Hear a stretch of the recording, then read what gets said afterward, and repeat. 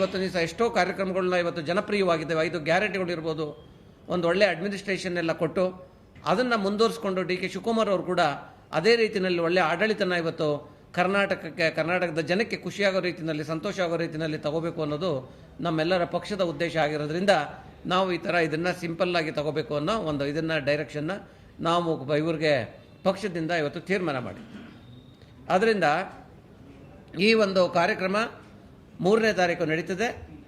ತಾವೆಲ್ಲ ದಯವಿಟ್ಟು ಇದಕ್ಕೇನೋ ಜಿಲ್ಲೆವಾರು ಈಗ ಇನ್ನೊಂದೇನೋ ಈಗ ಆಲ್ರೆಡಿ ತೀರ್ಮಾನ ಮಾಡಿದ್ದೀವಿ ಪಕ್ಷದಿಂದ ಅಂತ ಅಂದರೆ, ಈ ಪ್ರಮಾಣ ವಚನ ಸ್ವೀಕಾರ ಮಾಡಿದ ನಂತರ ಆಯಾ ಜಿಲ್ಲೆಗಳಿಗೇ ಮುಖ್ಯಮಂತ್ರಿಗಳು, ಹೊಸ ಮುಖ್ಯಮಂತ್ರಿಗಳು ಹೋಗುವಂಥದ್ದು ಕಾರ್ಯಕ್ರಮ.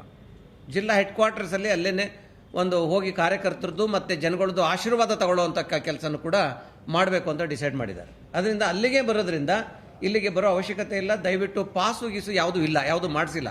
ಕೆಲವು ಇನ್ವಿಟೇಷನ್ ಬಿಟ್ಟರೆ ಶಾಸಕರಿಗೆ ಇವ್ರಿಗೆ ಮಿಕ್ಕಿದ ಯಾರಿಗೂ ಮಾಡಿಸಿಲ್ಲ. ಅದರಿಂದ ಪಾಸು ಅಂತ ಯಾರನ್ನೂ ಕೇಳಕ್ಕೆ ಹೋಗೋದು ಬೇಡ. ಹಾಗೆ ಅಲ್ಲಿ ಬಂದು ಯಾವುದೇ ರೀತಿಯಲ್ಲಿ ನ್ಯೂಸೆನ್ಸ್ ಕ್ರಿಯೇಟ್ ಆಗದ ರೀತಿಯಲ್ಲಿ ನಡ್ಕೊಂಡ್ರೆ ಅದು ಒಂದು ಕಾಂಗ್ರೆಸ್ ಪಕ್ಷಕ್ಕೆ ನೀವು ಒಂದು ಒಳ್ಳೆಯ ಮೆಸೇಜನ್ನು ಕಾಂಗ್ರೆಸ್ ಪಕ್ಷದ ಹತ್ರ ಕಳಿಸ್ತಂಥ ಒಂದು ಕೀರ್ತಿ ನಿಮಗೆ ಸಿಗುತ್ತೆ. ದಯವಿಟ್ಟು ಯಾರು ಬಂದು ಅದನ್ನು ಗೊಂದಲ ಮಾಡಬಾರ್ದು ಅನ್ನೋದನ್ನು ನಾನು ರಿಕ್ವೆಸ್ಟ್ ಮಾಡಿ ನಾನೆಲ್ಲ ಕಾರ್ಯಕರ್ತರಿಗೆ ಮತ್ತು ಅವರ ಅಭಿಮಾನಿಗಳಲ್ಲಿ ನಾನು ಕೇಳ್ಕೊಳ್ಳೋಕ್ಕೆ ಇಷ್ಟಪಡ್ತೀನಿ.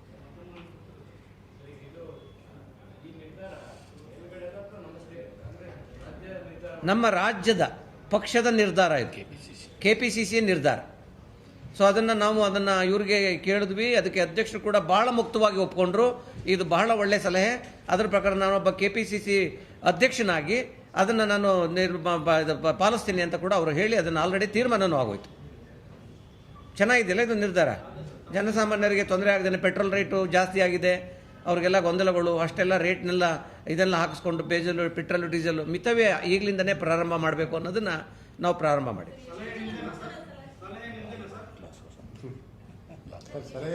ರಾಜಭವನ ಗ್ಲಾಸ್ ಹೌಸ್ ಸ್ಥಳ, ರಾಜಭವನ ಗ್ಲಾಸ್ ಹೌಸ್ ಸ್ಥಳ, ರಾಜಭವನ ಗ್ಲಾಸ್ ಹೌಸ್.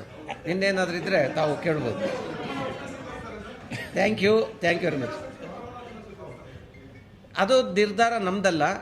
ಇವಾಗ ಆಲ್ರೆಡಿ ಈಗ ಇದು CLP ನಾಯಕರಾಗಿ ಆಯ್ಕೆಯಾದ ನಂತರ ಸಿದ್ದರಾಮಯ್ಯನವರು ಅವ್ರಿಗೆ ಅದನ್ನು ಹಸ್ತಾಂತರ ಮಾಡಿದ ಮೇಲೆ, ಅವ್ರನ್ನ ನಾಯಕರನ್ನ ಮಾಡಿದ ಮೇಲೆ ನಮ್ಮ ಪಕ್ಷ ಎಲ್ಲ ಅದು ತದನಂತರ ಅದು ನಿರ್ಧಾರ ಆಗುತ್ತೆ, ಅದು ಡಿಸಿಷನ್ ತಗೋತಾರೆ. ಇನ್ನು ಇಲ್ಲಿ ತನಕ ಏನು ಅಂಥದ ಚರ್ಚೆಗಳು ನಡೆದಿಲ್ಲ. ಯಾಕೆಂದರೆ 3ನೇ ತಾರೀಕು ಪ್ರಮಾಣವಚನ ಸ್ವೀಕಾರ ಮಾಡೋದ್ರಿಂದ ಬಹಳ ಟೈಮ್ ಇದೆ, ಸಾಕಷ್ಟು ಸಮಯ ಇದೆ. ಆ ಸಮಯದಲ್ಲಿ ಅದನ್ನು ನಿರ್ಧಾರ ತಗೋತಾರೆ. ನಮ್ಮ ಪಕ್ಷ ಹೈಕಮಾಂಡ್ ಏನು ನಿರ್ಧಾರ ತಗೊಳುತ್ತೆ ಅದಕ್ಕೆ ಬದ್ಧವಾಗಿದ್ದಾರೆ ಪ್ರತಿಯೊಬ್ಬರು ಕೂಡ.